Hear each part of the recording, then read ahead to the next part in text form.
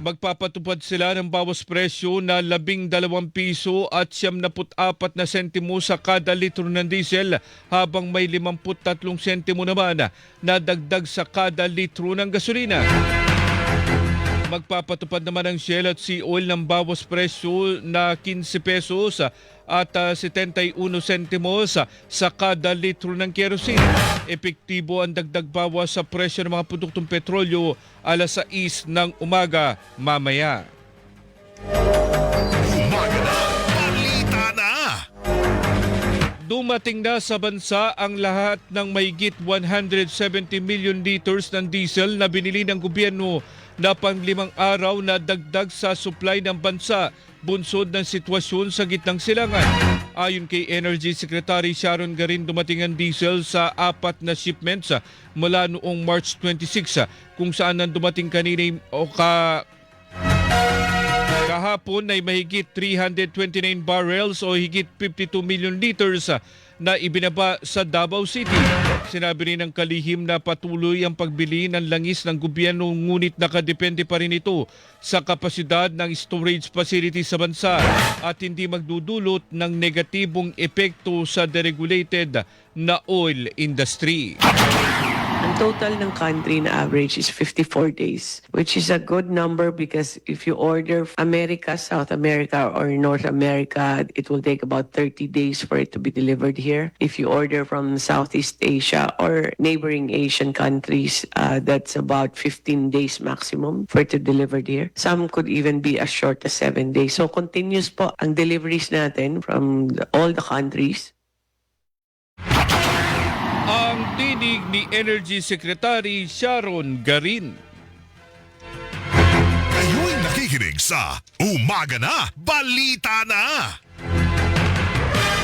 Muling binigyang linaw ng Manila Electric Company o Meralco ang iba't ibang singil o charges na makikita sa breakdown ng buwan ng bill ng kuryente sa gitna ng pagkalat ng umanay maling impormasyon sa social media.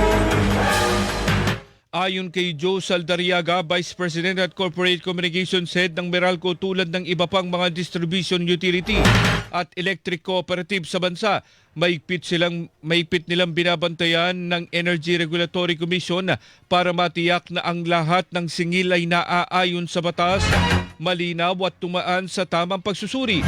Kabilang dito ang singil na senior citizen, lifeline rate subsidies at universal charge na itinakda umano ng pamahalaan para sa mga programa ng gobyerno at sa mga sektor na higit na nangangailangan. I hope this clarifies the matter na hindi po ito ini-impose ng Meralco unilaterally. We cannot do that because for the simple reason, we are a highly regulated entity. Similarly, itong senior citizen, subsidy naman ito, ang enabling law, Republic Act 9994 o yung Expanded Senior Citizens Act of 2010. Less than 1 centavo po ito. Ang impact ko nito, 0.0001 per kilowatt hour na singil sa mga customers. Okay. Iginiit ng Meralco na ang mga singil na ito ay direktang iniririmit sa pamalahan habang hindi rin umano bago ang mga charges at hindi lamang Meralco ang nagpapatupad nito kundi lahat ng distribution utilities at electric cooperatives sa buong bansa. Those have enabling laws eventually being implemented by all distribution utilities and electric cooperatives in the country. Ang napansin ko lang, siningil out ang Meralco doon sa mga comments, doon sa mga posts, without really understanding the reason behind this implementation. Ang tinig ni Joe Saldariaga, Vice President at Corporate Communications Head ng Meralco. Umaga na, balita na sa Super Radio DZBB. Tiniyak ng Department of Energy na hindi mangyayari ang pinangangambahang pagtaas ng presyo ng kuryente bunsod ng epekto ng sitwasyon sa gitnang silangan. Nabatid mula sa 5 piso at 50 sentimo kada kilowatt hour bago sumiklab ang krisis sa gitnang silangan, ay tataas ang presyo ng kuryente sa 10 hanggang 12 piso kada kilowatt hour. Ayon kay Energy Undersecretary Rowena Guevara, hindi ito mangyayari dahil iniutos ng DOE na palakasin ang paggamit ng renewable at indigenous energy resources sa mga planta ng kuryente. Dahil dito nakikita nila na hindi tataas ng 5 hanggang 7 piso ang kada kilowatt hour ng kuryente, kung saan ang average load ngayong Abril ay nasa 5 piso at 63 sentimo kada kilowatt hour. Umaga na, balita na! Naghain ng reklamong kriminal sa Quezon City Prosecutor's Office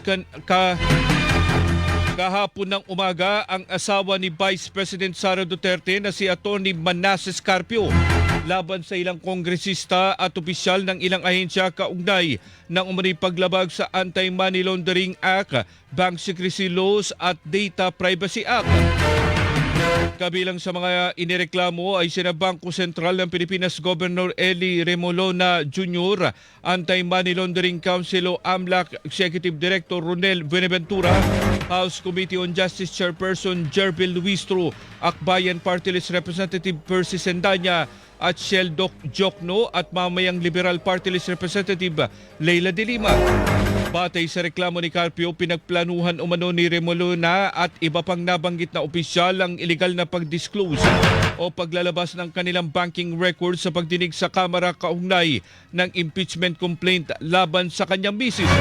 Bukod dito, inireklamo rin ni Carpio ang AMLAC at House Committee on Justice dahil sa paglilik umano ng ilang pribadong records ng transaksyon nilang mag-asawa at maging ang kanilang insurance payments, time deposits, investments at utility bill payments. Wala umanong consent mula sa panig ni Carpio at Duterte ang inilabas ng AMLAC. Gusto nang usisahin yung mga bank reports, bank information, meron namang paraan sa batas. Pero ang sinasabi namin, yung AMLA mismo, hindi pwede maglabas ng kahit anumang impormasyon na nakuha nila galing sa mga bangko. Ang tinig ni Atty. Peter Paul Danao, legal counsel ni Atty. Manasseh Carpio, asawa ni Vice President Sara Duterte. Kayo'y nakikinig sa Umaga na, balita na! Kinuwestiyon ng ilang kongresista kung bakit pili lamang ang inireklamo ng asawa ni Vice President Sara Duterte na si Atty. Manasseh Carpio. Nabatid na inireklamo ni Carpio sa Quezon City Prosecutor's Office ang ilang kongresista at ilang opisyal na mga ahensya ng pamahalaan kaugnay ng umano'y paglabag sa Anti-Money Laundering Act, Bank Secrecy Laws at Data Privacy Act. Kabilang sa mga ito, sina House Committee on Justice Chairperson Jerbil Luistro, Akbayan Party List Representative Shel Jokno at Percy Sendanya at mamamayang Liberal Party List Representative Leila de Lima. Sa panayam ng Super Radio DCWB, sinabi ni Luistro na hindi bank records ang nilabas sa pagdinig at sa halipa ay mga report mula sa Anti-Money Laundering Council o AMLAC. Nire-report po ng AMLAC is not bank account. Ang inire-report po ng AMLAC are covered transactions and suspicious transactions aligned to the mandate of the Anti-Money Laundering Act. Ang coverage ng bank secrecy are banks and bank records and government and bank employees and officials. We did not subpoena them. Git naman ni Jokno, ang buong komite ang bumoto na ilabas ang report ng AMLAC at hindi iilang kongresista lamang. How can we be singled out as individuals when ang nag-action doon sa subpoena ay hindi naman kami bilang mga mismong representante, kundi yung buong Committee on Justice. Sinabi naman ni Sendanya na ang paghahain ni Carpio ng reklamo ay tila paraan lang para takbuhan ang mga aligasyon. Nabisto kasi, ganyan naman ang mga Duterte, di ba? Kapag sila ay nahuhuli, nabubuko o nasusukol, tatakbo sa korte. Ang tinig ni Akbayan Party List Representative Percy Sendanya. Umaga na, balita na! Kinumpirma ni Acting Justice Secretary Frederick Bida na wala na sa kustudiya ng Czech Republic si dating Congressman Saldico. Ito ang siniwalat ni Bida sa isang pulong balitaan kahapon habang nasa Prague. Sa kabila nito, nananatili umano si Ko sa Shenzhen area kaya inaasikaso na nila ang pagsuyod sa sovereign borders. Kayo'y nakikinig sa Umaga na, balita na! Naglabas na ng precautionary hold departure order ang Sandigang Bayan laban kay dating Senate President Francis Escudero at negosyanteng si Maynard Ngu. Kasunod ito ng hiling ng Office of the Ombudsman sa paniwalang maari nilang takasan ang mga inihahandang reklamo laban sa kanila na may kaugnayan sa mga anomalyang flood control projects. Una nang sinabi ni Ombudsman Jesus Crispin Remulla na kanilang inihahanda na ang mga reklamo laban kina Escudero at Ngu. Sa ngayon ay wala pang pahayag sina Escudero at Ngu hinggil sa inilabas na kautusan ng Sandigang Bayan, pero una na nilang itinanggi ang kanilang kaugnayan sa mga maanumalyang flood control projects. Umaga na, balita na sa Super Radio DZBB. Naniniwala si Senador Rodante Marcoleta na dapat nang ipatawag ng Senate Blue Ribbon Committee si dating House Speaker Martin Romualdez sa pagdinig kaugnay ng maanumalyang flood control projects. Ayon kay Marcoleta na dating chairperson ng komite, tila handa naman si Romualdez na magsalita tungkol sa nalalaman niya sa anomalya, kabilang na ang mastermind. Gumawa nga siya ng public statement na sinabi niyang how can I be the mastermind? Sabi niya, alam mo, sa tanong lang niya na yun parang kilala niya kung sino yung mastermind. Kaya sinasabi niya, how can I be? Sabi niya, ibig sabihin, alam niya. Kung hindi ako... Pero yung pagsasabi niya ng ganon, hindi niya dinina yung kanyang involvement. Malinaw yun. Okay. Alam niya, kasama siya. Hindi nga lang ako ang mastermind. Sabi niya ganon. Sinabi pa ni Marcoleta na posible na siyang pumirma sa committee report kapag isiniwalat ni Romualdez ang mga nalalaman nito. Tapos natin marinig siya. Kasi kailangan na ma-close natin lahat. Yung no stones unturned, sabi nga nila. At matukoy. Pag natukoy na natin lahat, okay, maganda lang naging kinalabasan ng report. Ipirma na ako, Arnold. Ang tinig ni Senador Rodante Marcoleta. Umaga na, balita na! Sinagot ni Senate President Pro Tempore Panfilo Lacson ang pahayag ni Senador Rodante Marcoleta na dapat nang ipatawag agad ng Senate Blue Ribbon Committee si late Representative at dating House Speaker Martin Romualdez. Ayon kay Lacson, hindi pwede basang ipatawag ng Senado si Romualdez gaya ng gusto ni Marcoleta dahil may interparliamentary courtesy ang Senado at Kamara na ipinaiiral mula pa nung magbukas ang bicameral system ng Kongreso. Ipininto ni Lacson na 2 beses na itong ginawa ng Blue Ribbon Committee sa kaso ni Romualdez kung saan mapapaharap nila ang dating House Speaker kung magkukusa ito, tulad ng ginawa ng ilang kongresista gaya na ni Batangas Representative Leandro Leviste at Nabotas Representative Toby Chanco. Nabatid na pinuna ni Marcoleta sa isang panayam sa Super Radio DZBB ang pagkakaroon ni Lacson ng maraming kondisyon bago ipatawag si Romualdez na sa kanyang tingin ay handa ng magsalita. Kayo'y nakikinig sa Umaga na, Balita na! Oras, 3:47, labanan ng fake news, dapat totoo. Umaga na!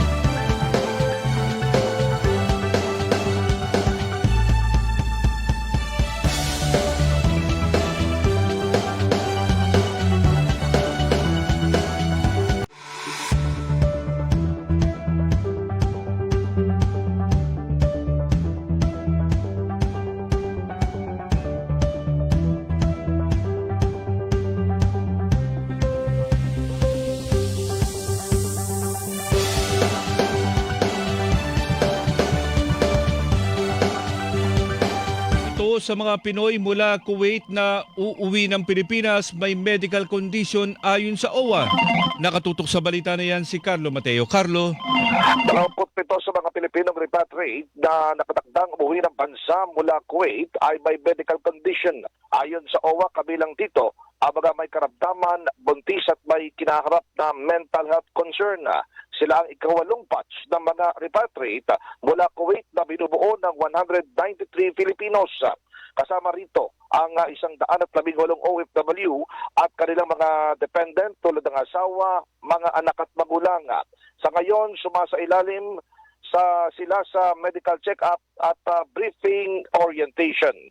Ako si Carlo Mateo ng GMA Super Radio DCWB, Balitang Totoo. Umaga na! Balita na!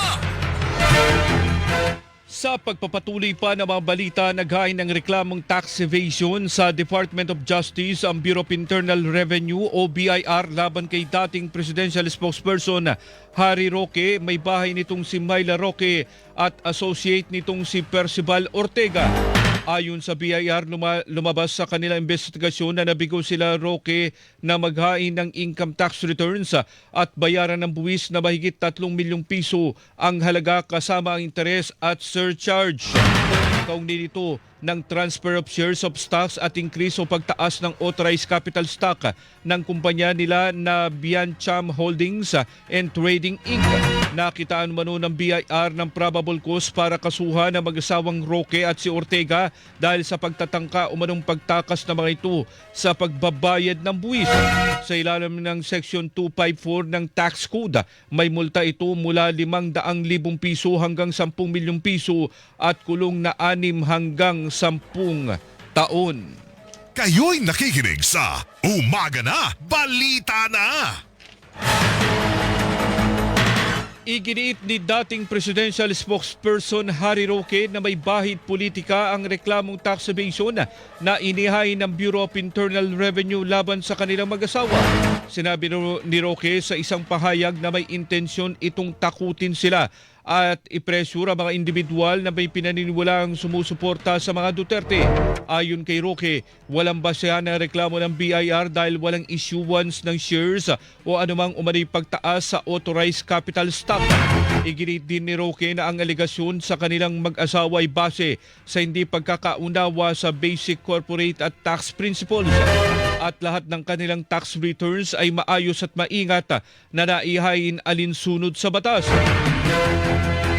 Tiniyak ni Roque na tutugunan nila ang mga aligasyon nito sa paghahain ng tamang legal na remedyo at proseso. Panawagan din ni Roque ng patas na investigasyon at mahigpit na pagsunod sa due process at patuloy niyang ipagtatanggol ang kanilang karapatan sa ilalim ng rule of law. Umaga na! Balita na! Sa Super Radio DZWB. Kasado na ang ilang aktibidad ng Department of Labor and Employment para sa paggunita ng Labor Day sa unang araw ng Mayo. Ayon kay Assistant Secretary Leonard Constantin Serrano, tagapagsalita ng DOLE, maglulunsad ang kagawaran ng mga job fairs sa iba't ibang bahagi ng bansa. Isasagawa mo ng mga job fairs sa 89 na lugar sa bansa kung saan aabot sa 1,700 employer ang mag-alok ng 160,000 trabaho para sa mga interesadong aplikante. Dagdag ni Serrano, karamihan sa mga trabaho na maaring applyan ng mga aplikante ay sa sektor ng manufacturing, wholesale, retail, business process, outsourcing o BPO, construction, accommodation and food service at iba pa. Bukod dito, katuwang ang iba't ibang ahensya ng gobyerno, mayroon na rin umanong one-stop shop sa mga job fair kung saan bukod sa mga trabaho ay pwede na rin mag-apply dito ang mga requirement ng mga aplikante tulad ng NBI clearance at iba pa. Umaga na! Balita na! Magkakasa ng malawakang kilos protesta ang iba't ibang grupo sa araw ng paggawa o Labor Day sa unang araw ng Mayo. Sa anunsyo ng Kilusang Mayo 1, Bagong Alyansa Makabayan at iba pang grupo magsasagawa sila ng pagkilos sa Menjola, Maynila. Ito'y upang sigilin ng pamahalaan sa umano'y kabiguan na tugunan ang pangangailangan ng mga manggagawa para sa nakabubuhay na sweldo, mababang presyo ng bilihin at sapat na subsidiya at ayuda sa gitna ng umano'y krisis dulot ng digmaan sa Middle East. Iginigiit ng grupo sa gobyerno na tugunan ang mga petisyon para sa dagdag sahod na inihain ng iba't ibang grupo sa Regional Tripartite Wages and Productivity Board sa iba't ibang bahagi ng bansa. Bukod sa Maynila, may mga programa rin umanong isasagawa sa gitnang Luzon, Calabarzon, Bicol, Negros, Cebu, Panay at Davao. Umaga na, balita na! Sinuspinde ng Department of the Interior and Local Government o DILG ang dalawang sangguniang kabataan o SK chairperson sa Makati City dahil sa umano'y misconduct. Kinilala ang dalawang SK chairperson na sina Natalia Georgiana Tupas ng Barangay Dasmariñas at Cecilia Luis Yabut ng Barangay Magallanes. Ayon kay Remulla, suspendido ng 6 na buwan si Tupas matapos umunong humingi ng 20% kickback sa isang supplier para sa isang proyekto. 3 buwan namang suspendido si Yabut matapos umunong magsumite ng mga dokumentong may peke o pineking lagda kabilang ang isang SK kagawad na nasa ibang bansa. Maaari umunong maharap si Tupas sa mga kasong tulad ng direct bribery, paglabag sa Republic Act No. 3019 at falsification of public documents, habang si Yabut at ang kanyang SK treasurer ay maaari ring maharap sa kasong falsification kaugnay na isang purchase request. Wala pa naman pahayag ang kampo ng dalawang SK chairperson kaugnay ng suspensyon na ipinataw ng DILG. Kayo'y nakikinig sa Umaga na, Balita na! Kasado na ang ika-4 na misyon ng Atin Ito Coalition na maglalayag sa April 30 hanggang May 5. Highlight sa biyahe ngayon ang jet ski ride na gagawin mismo sa West Philippine Sea. Binigyan din naman ito ng Atin Coalition na prioridad ng seguridad na mga sasama at magsasagawa ng aktibidad. Nasa 180 ang inaasang lalawak sa misyon. Gaya ng dati, malinaw ang kanilang mensahe na ipakita sa China at sa buong mundo na sa Pilipinas ang West Philippine Sea. Napapanahon din nila ang misyon lalo't kabilang sa mga apektado ng krisis sa langis ang mga mangisda, kaya sila muli ang aabutan ng tulong. Sinabi pa ng grupo na dapat magkaroon na ng political will ang gobyerno para igiit ang karapatan ng bansa tulad ng mga oil exploration at iba pang mga usapin. Umaga na, Balita na sa Super Radio DZBB. Inyong narinig ang kabuuan ng mga nagbabagang balita dito lamang sa Umaga na, Balita na, sa ngalan ni Mau de la Cruz. Ako po inyong kapuso, Alan Gatus. Magandang umaga, Luzon, Visayas at Mindanao. Susunod na si Manny Vargas sa Balitang Balita sa Double B. Mga kapuso, dito sa Super Radio DZBB, walang kinikilingan, walang pinoprotektahan noon at ngayon, serbisyong totoo.